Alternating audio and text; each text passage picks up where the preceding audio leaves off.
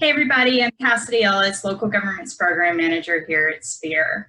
Today we are launching SPEER's 5 in 5 series, where we ask one expert 5 questions in 5 or so minutes. 5 in 5 is intended to celebrate the great energy efficiency, sustainability, resilience, and policy work being done by SPEER's members and partners throughout Texas and Oklahoma.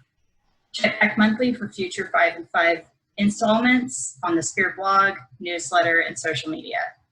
Today, I'm very excited to kick off 5 in 5 with Sue Alvarez, Assistant Director of the City of Dallas's Office of Environmental Quality and Sustainability. Welcome, Sue. So glad you could join us. Hey, hi everyone. So, to kick us off, question number 1, could you tell us a little bit about your work and the work of the Office of Environmental Quality and Sustainability in Dallas? Certainly, I'd love to. So, when we talk about ourselves, we talk about ourselves being a one-stop shop for everything environmental services.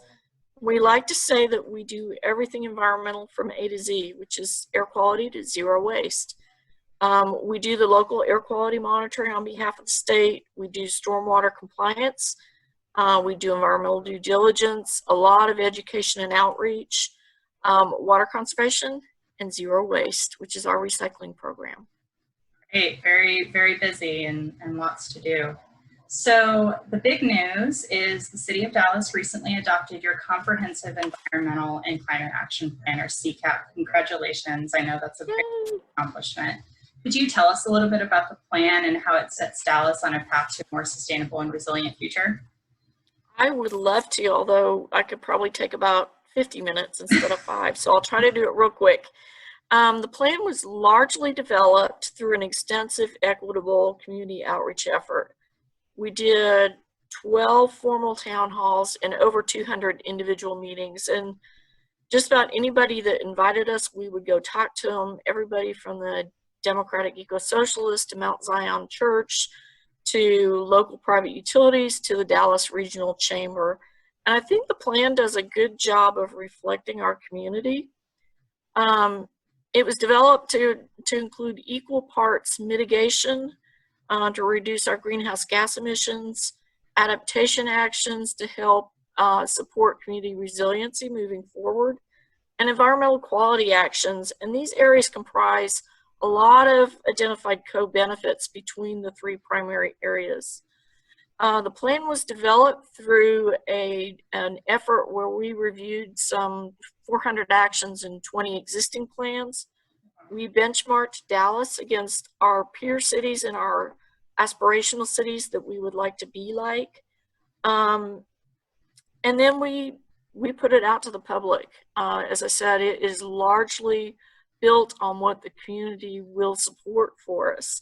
So we have 8 focus areas: buildings and energy, transportation, solid waste management, water resources, urban environment and green space, as that's integral to reducing our carbon footprint, urban agriculture, and last but not least, most of these other actions support air quality, but they don't really focus on air quality. So that's our 8th area. We ended up with some 97 actions. And a total initial duration of the plan is within the first 10 years. So we're going to be really busy. We anticipate doing a follow-up greenhouse gas analyses within the next year, and then ratcheting up our actions as need be based on data and assessment of how well we're performing under this plan. Great, what a community effort, and I was fortunate enough to attend some of those public events, and lots of really great engagement and listening and conversations around it. So congratulations. Yeah, thank you. So changing gears a little bit, can you tell us what inspires you in your work? Well, I think everyone likes to think that what they do matters. And so I would say the ability to positively change my world down to the neighborhood level is what I really like about what I'm doing and what I'm doing right now. Absolutely, yeah, having that bit of meaning in every day. Yeah. So there are a number of other cities that are considering their environmental and climate impact. What advice would you give to a city wanting to reduce their carbon footprint? I would suggest talking to and listening to as many people as practicable. They may not tell you what you want to hear, but I think it's important that you do hear it and listen, both internal and external to the city, because your city departments and your local businesses may surprise you with some of the actions that they're already doing and have implemented on their own, often for greater efficiency. But the benefit of some of those actions is a greater reduction of carbon. So on my second day of the job in OEQS, I received a panicked call from our comptroller, who had gotten a call from Moody's, who underwrites our bonds, and they wanted to know what we were doing to manage climate risk. And she's like, "Can I just tell them we're not doing any of that green stuff? We really..." And I said, "No, give me a little bit of time." And so in the week following, I talked to a lot of different departments and asked a lot of pointed questions. And at the end of the day, we were actually doing about $3.1 billion worth of work that would make our city more resilient and actually contributes to existing actions to address climate change. But each department was kind of quietly doing it on their own, based on efficiencies, based on trying to save public dollars. And so collectively, we were doing a lot of great work, but we didn't know about it. We found out the same thing when we started talking to businesses. Most businesses have a sustainability committee.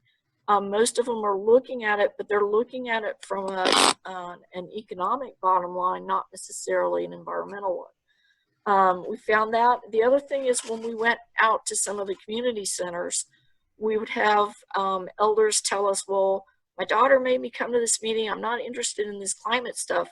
What I want to know is what you're going to do to give us clean air, and what you're going to do to get me transportation to the local community center. What are you going to do? It's been so hot lately." And so they were talking about all the different co-benefits that we're addressing through the climate plan, but they weren't seeing it through a climate lens. And so I would say talk to everyone.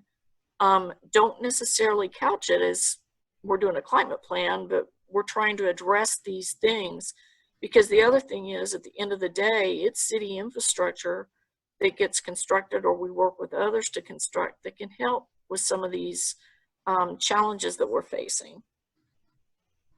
Fantastic. Yeah, it's always amazing where you can find inspiration and learn if you just stop and listen. So yes, Yeah.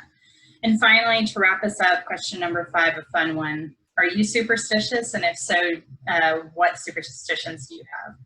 I am. So I know some people that don't really want to waste a perfectly good sick day being sick, but I am really superstitious of calling in sick when I'm actually doing other stuff, because every time I've tried to do that, I ended up with something major like pneumonia or a broken leg or something like that. And so that's, I think, probably a weird thing, but that's my one superstition.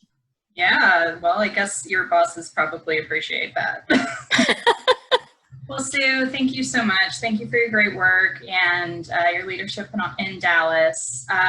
Definitely looking forward to seeing how you continue to progress up there. So that's it, folks. Join us next time. Thanks, Sue, for our next 5 and 5. One expert, 5 questions, 5 minutes. Thanks so much.